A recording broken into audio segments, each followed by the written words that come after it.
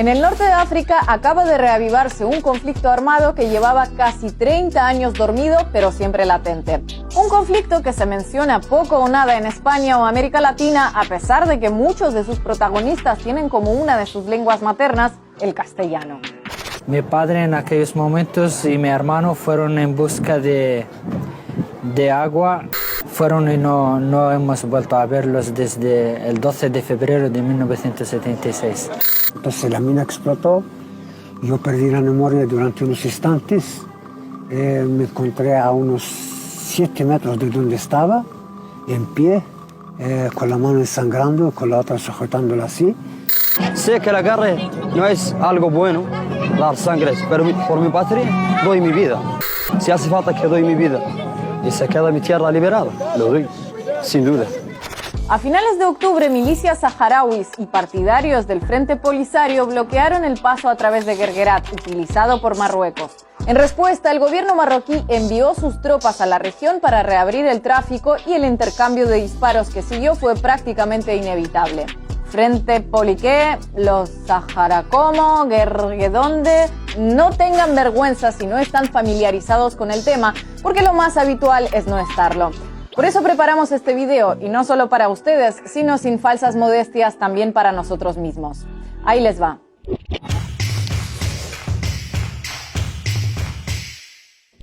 Como la mayoría de conflictos africanos, para entender lo que sucede hoy en el Sáhara Occidental hay que remontarse a los tiempos de la colonización europea. Poblado originalmente por diferentes tribus del desierto, el Sáhara Occidental fue un territorio reclamado o controlado intermitentemente por España durante siglos. En la década de 1970, en los estertores del franquismo, el territorio deja de ser colonia española, pero además de los saharauis, entran en la disputa Marruecos y Mauritania, que lo reclaman como propio, y estalla un conflicto armado a 3 bandas. El movimiento de liberación local, el Frente Polisario, proclama la creación de la República Árabe Saharaui Democrática en 1976. 3 años después, Mauritania abandona la contienda y cede al joven Estado los territorios que reclamaba como propios. La República Árabe Saharaui Democrática es reconocida por varios países e ingresa a la Unión Africana en los años posteriores. Sin embargo, Marruecos no cedió y el conflicto armado se alargó años, lo que dejó un saldo de miles de muertos y cientos de miles de desplazados, hasta la firma de un alto el fuego en 1991. La ONU estableció entonces que la manera de resolver el conflicto era mediante un referendo, y a que no adivinan qué pasó. Exacto, absolutamente nada. Casi 30 años después, la consulta todavía no ha tenido lugar. Y como en todo conflicto geopolítico, los intereses económicos y los cálculos políticos tienen mucho que ver en este eterno aplazamiento. Cuando la República Árabe Saharaui Democrática ingresó en la Unión Africana en 1982, 2 años después el Reino de Marruecos se retiró del organismo en señal de protesta.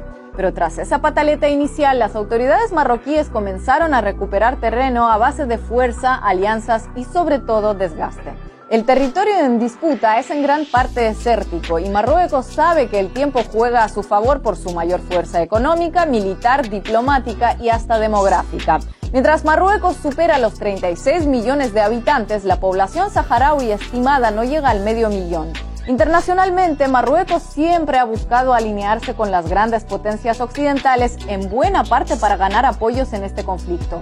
Y con bastante éxito, logrando el soporte de naciones claves como Francia, antiguo colonizador de Marruecos junto con España durante décadas, o el desinterés de otros pesos pesados diplomáticos que rara vez se manifiestan al respecto. Tanto la Liga Árabe como la Unión Africana no tienen una posición común frente al conflicto, con unos países apoyando la postura marroquí y otros la saharaui. Decenas de países retiraron su apoyo a la causa saharaui a lo largo de los años debido a presiones, ofertas o prebendas ofrecidas desde Rabat. La misión de paz de la ONU en Sáhara Occidental es la única de las 16 misiones de paz de la ONU en todo el mundo que no evalúa la situación de derechos humanos en la zona en la que opera, a pesar de las denuncias de torturas, asesinatos y desapariciones. Para graficar la alineación internacional de Marruecos desde una perspectiva latinoamericana bastan 2 datos curiosos. 1. Marruecos es el único país de toda África que reconoce a Juan Guaidó como presidente de Venezuela.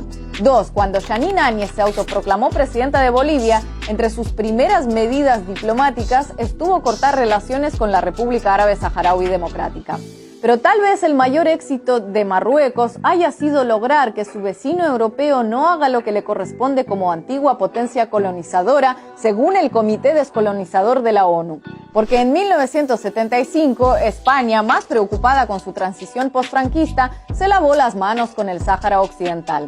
Al contrario que otras naciones colonizadoras, no concedió la independencia con su correspondiente traspaso de poder, sino que se retiró del lugar con las manos en los bolsillos y silbando distraídamente, dejando a miles de ciudadanos saharauis con tarjeta de identidad española a su suerte frente a Marruecos y Mauritania. Ni la ONU ni la propia Audiencia Nacional Española, que determinaron en 1975 y 2014 respectivamente que el Estado español no puede desentenderse del asunto, han logrado que los sucesivos gobiernos se hayan dado por enterados. Rabat ha sabido jugar sus cartas mediante acuerdos comerciales con Madrid, aparcando a su vez sus reclamos sobre los dos últimos enclaves españoles en África continental, Ceuta y Melilla, y sobre todo acudiendo al chantaje con los refugiados cuando lo cree necesario. Si me haces enojar con el Sáhara Occidental o cualquier otro tema, abro mis fronteras norte y te inundo de migrantes africanos. En su estrategia de desgaste, el reino alauita ha hecho todo lo posible por dilatar la celebración del referendo con todo tipo de excusas, mientras afianzaba su control territorial por la fuerza. Control que apuntaló a lo largo de estas décadas con la construcción de sucesivos muros hasta unificarlos en uno de miles de kilómetros, financiado por Arabia Saudí y con asistencia técnica israelí. Sí, no solo Estados Unidos e Israel han construido largos muros ante la permisividad de la llamada comunidad internacional. Marruecos también lo hizo, sumando a la permisividad una casi absoluta pasividad mediática y diplomática. A día de hoy, de facto, Marruecos controla unos 2/3 del Sáhara Occidental, incluyendo la práctica totalidad de su costa.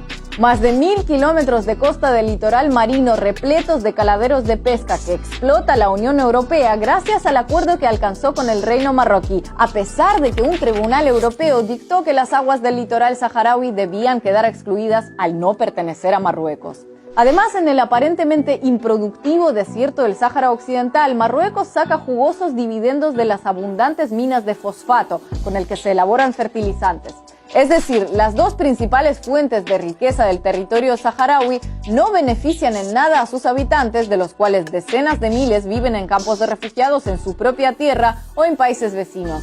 Pero, ¿por qué entonces se reabre ahora un conflicto pausado durante 29 años y por qué lo hace en el Paso de Guerguerat? Por un lado, después de 40 años de un conflicto que no se resuelve, parte de la población saharaui es partidaria de tomar acciones llamativas que, sin recurrir a la violencia armada, devuelvan el foco noticioso a la zona. Y nada mejor que bloquear el Paso de Guerguerat, que simboliza a la perfección la manera en la que opera Marruecos. Aunque ese paso está en territorio controlado por el Frente Polisario, valiéndose de su superioridad militar, los marroquíes abrieron un hueco en su propio muro en el año 2000 para permitir el paso del comercio con Mauritania. Una brecha imprescindible para sus intereses, ya que es la única forma con la que Marruecos se comunica con el resto de África por vía terrestre, debido a que su frontera con Argelia permanece cerrada desde hace décadas por otro conflicto fronterizo, también, qué sorpresa, heredado de los tiempos coloniales. Años después de abrir ese hueco en el muro y como expresión de su impunidad, en 2017 Marruecos comenzó a asfaltarlo ante la mirada impasible de la misión de paz de la ONU. Es decir, construyo un muro para que no me invadas, pero después lo abro para transitar por tu territorio. Una actitud que muchos saharauis sintieron como la enésima humillación y decidieron intentar ponerle freno cortando el paso de la vía. Y no es casual que Marruecos tardara más de 2 semanas en responder al corte de ruta, a pesar de lo vital que le resulta transitarlo, e intentara hacerlo de la forma más discreta posible. Porque el mayor éxito marroquí respecto al conflicto del Sáhara Occidental radica precisamente en haber movido fichas para lograr sumirlo en el silencio y el olvido mundial. Mientras que el mayor desafío de los saharauis es encontrar la manera de volver a hacerlo visible.